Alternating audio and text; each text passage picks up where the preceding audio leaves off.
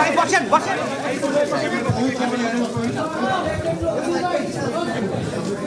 নজরুল ভাই বসেন বসেন। আসো আসো আসো আসো সবাই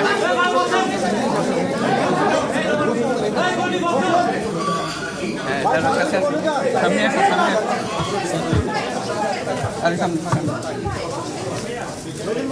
Bhai, sir, he is still injured.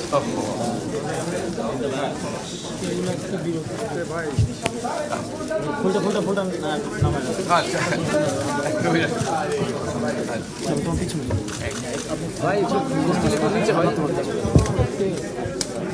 আসসালামু আলাইকুম। আজকে আমাদের গৌরবের দিন, যে বিপ্লবের মাধ্যমে বাংলাদেশ আজকে নতুন বিজয় দিবস সৃষ্টি করল, সেটাকে সামনে রেখে এবং আরো মজবুত করে আমাদেরকে সামনে এগিয়ে যেতে হবে। যারা এটা সম্ভব করেছে, যে তরুণ সমাজ, তাদের প্রতি আমি আবার সমস্ত প্রশংসা এবং কৃতজ্ঞতা জানাচ্ছি তাদেরকে। তারা আমার পাশে আছে। এরা এই দেশকে রক্ষা করেছে, এ দেশকে নতুনভাবে পুনর্জন্ম দিয়েছে এবং এই পুনর্জন্মে যে বাংলাদেশ পেলাম, সে বাংলাদেশ যেন অত্যন্ত দ্রুত গতিতে এগিয়ে চলতে পারে, সেটাই হলো আমাদের শপথ। সেটা আমরা রক্ষা করতে চাই, এগিয়ে যেতে চাই। আজকে আবু সাঈদের কথা মনে পড়ছে আমাদের, যে আবু সাঈদের ছবি বাংলাদেশের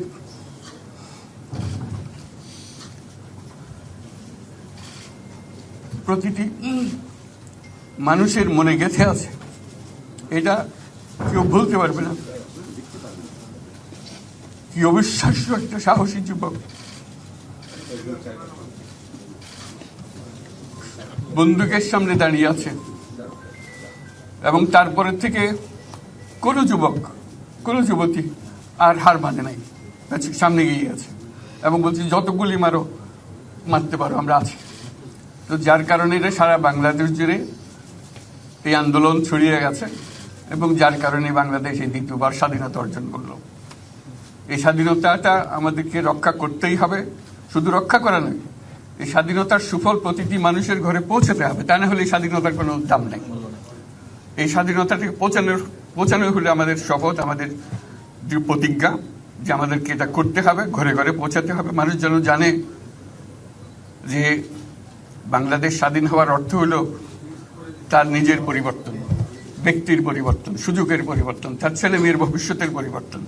এটা যেন প্রত্যেকে বুঝে নেয় এবং আজকের তরুণ সমাজকে বোঝানো যে এই দেশ এটা তোমাদের হাতে, তোমরা এটাকে তোমাদের মনের মতো করে গড়ে তুলবে। তোমরা যেভাবে স্বাধীন করতে পেরেছো, তোমরা এটাকে তোমাদের মনের মতো করে গড়তেও পারবে এবং তোমাদের দেখে সারা দুনিয়া শিখবে কিভাবে একটা দেশ, একটা তরুণ সমাজ গ্রহণ করতে পারে এবং তাকে পাল্টে ফেলতে পারে। তাদেরকে আমি বারে বারে এমনি উপদেশ দিই যে পুরনোদের বাদ দাও, তাদের এই পুরনো চিন্তা দিয়ে এটার মুক্তি আমাদের হবে না করি। সারা দুনিয়ার মধ্যে এটা হবে না। এটা শুধু বাংলাদেশের কথা না, সারা দুনিয়াকে জন্য কথা বলছি।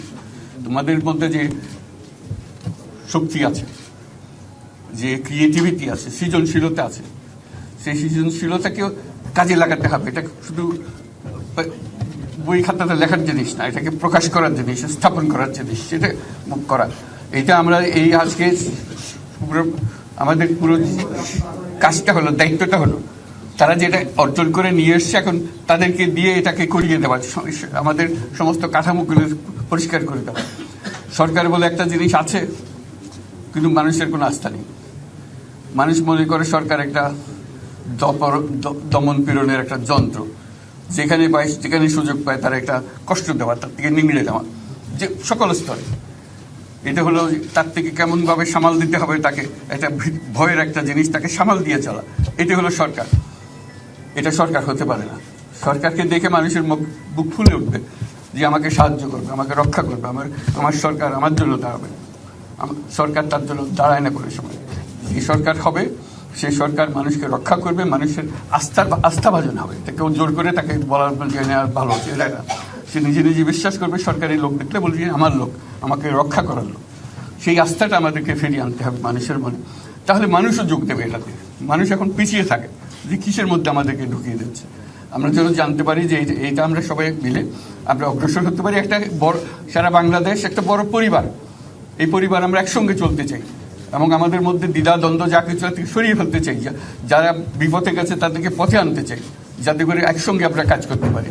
এর মধ্যে আমরা শুনলাম, আসার পথে শুনে আসছি যে এখানে আইন শৃঙ্খলার ব্যাঘাত হচ্ছে, মানুষকে আক্রমণ করছে, ঘরবাড়ি জ্বালিয়ে দিচ্ছে, সম্পদ জ্বালিয়ে নষ্ট করছে, চুরি করছে, দিয়ে যাচ্ছে, অফিস আদালতে আক্রমণ করছে, সংখ্যালঘুদের উপর আক্রমণ করছে, হিন্দু, বৌদ্ধ, খ্রিস্টান, আহমদিয়া সবার উপর আক্রমণ করছে। এগুলো হলো ষড়যন্ত্রের অংশ, এগুলো আমাদের বিষয় না। আমাদের কাজ হলো এটাকে রক্ষা করা, সবাইকে রক্ষা করা, এটাকে প্রতিটি মানুষকে, প্রতিটি মানুষ আমাদের ভাই, আমাদের বোন, তাদেরকে রক্ষা করা এবং আমাদের একটা শৃঙ্খলা ফিরিয়ে আসা। বিশৃঙ্খলা, সহিংসতা এগুলো হলো অগ্রগতির বড় শত্রু। আমাদের যে যাত্রা শুরু হলো সেই যাত্রার শত্রু, কাজে এই শত্রুকে যাতে রোধ করা যায়, তাদেরকে বুঝিয়ে শুনিয়ে হোক, তাদেরকে আইন শৃঙ্খলার হাতে দিয়ে হোক, এটা বোঝাতে হবে। তাকে মেরে পেটে এটা ঠিক না, আইন শৃঙ্খলা নিজের হাতে ঠিক না। তাকে আমাদের আইন শৃঙ্খলা বাহিনী এমন হতে হবে, তাদের হাতে সুপর্দ করলে আমরা নিশ্চিন্ত থাকবে তার একটা বিহিত হবে। এমনগুলো আমরা হাতে দিয়ে দিলাম যে 2 টাকা নিয়ে আবার ছেড়ে দিল, এটা যেন আবার না হয়।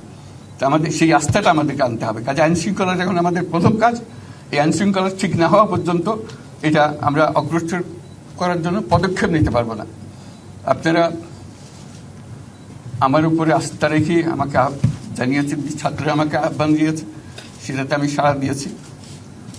দেশবাসীর কাছে আমার আবেদন, আপনারা যদি আমার উপরে বিশ্বাস রাখেন, আমার উপরে ভরসা রাখেন, তাহলে নিশ্চিত করেন যে দেশে কোনো জায়গায় কারো উপরে হামলা হবে না। এটা আমাদের প্রথম দায়িত্ব। এটা যদি আমি করতে না পারি, এটা আমার কথা যদি না শোনেন আপনারা, তাহলে আমার প্রয়োজন এখানে নাই। আমাকে বিদায় দেন, আমি আমার কাজে থাকি, সেখানে আমি ব্যস্ত থাকি। যদি আমাকে প্রয়োজন মনে করেন, তাহলে আমাকে প্রয়োজন মনে করলে আপনাদেরকে দেখাতে হবে যে আমার কথা আপনারা শোনেন। আমার কথা না শুনলে আমার কোনো প্রয়োজন নাই। আমার প্রথম কথা হলো, আপনারা বিশৃঙ্খলা থেকে দেশকে রক্ষা করেন, আপনারা সহিংসতা থেকে দেশকে রক্ষা করেন, যাতে আমরা যা আমাদের ছাত্ররা আমাদেরকে পথ দেখায়, সেই পথে আমরা এগিয়ে যেতে পারি। এটা একটা খুব সুন্দর দেশ হতে পারে, সারা বাংলাদেশ একটা খুব সুন্দর দেশের সম্ভাবনাময় দেশ। কাজে এই সম্ভাবনাগুলোকে আমরা নষ্ট করে দিয়েছি। এখন আবার সেই বীজতলা আবার তৈরি করতে হবে, আবার আমাদেরকে জেগে উঠতে হবে।